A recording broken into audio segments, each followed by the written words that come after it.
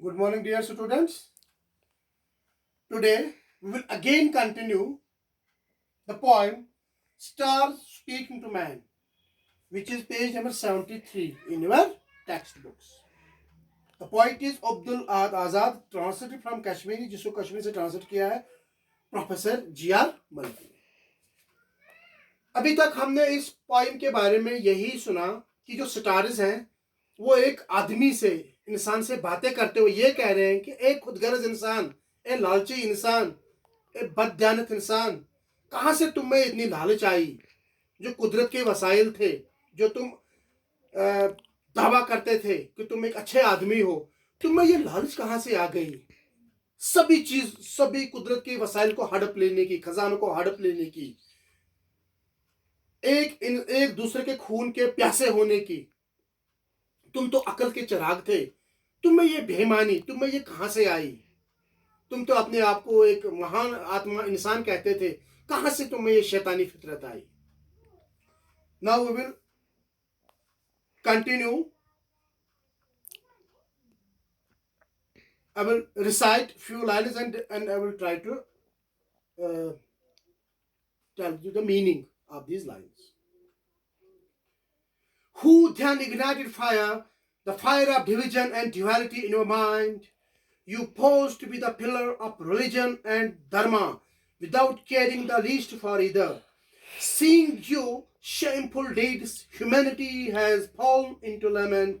Should mankind ever own and possess a religion and a faith which perverts the essential unity of man into division and disorder, to mischief and disruption, you have given the name of religion and patriotism. That which you call awakening is a superfine hangover. Now I will try to tell a meaning. कह रहे हैं कि who then ignited a fire of division and duality in your mind?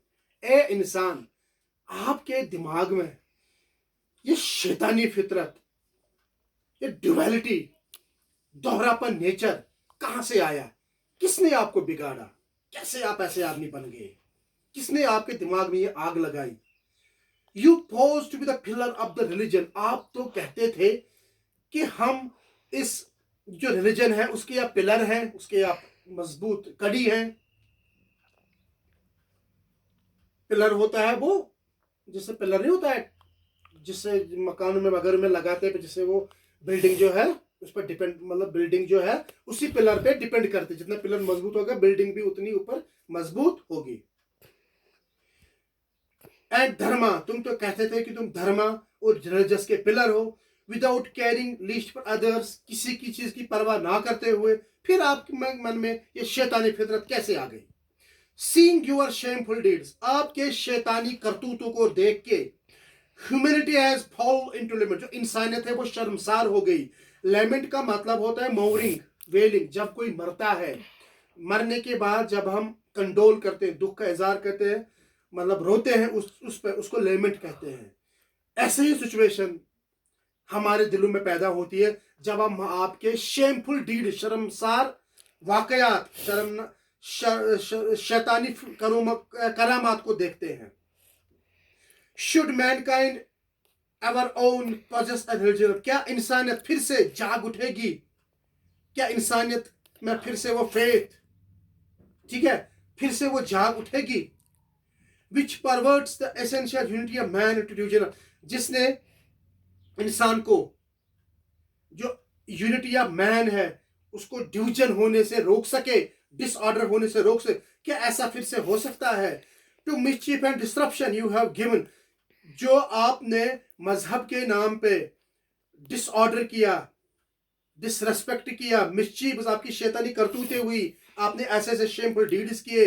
Religion और patriotism, मजहब और इंसान के नाम पर जो जो आपने शर्मनाक काम किए. That which you call awakening a superfine hangover, लगता है कि जब कोई बंदा शराब पीता है, शराब पीने के बाद जो हैंगओवर होता है, उसको नशा जब इतना चढ़ता है ना, वो उसको दुनिया पूरा वो घूम जाता है.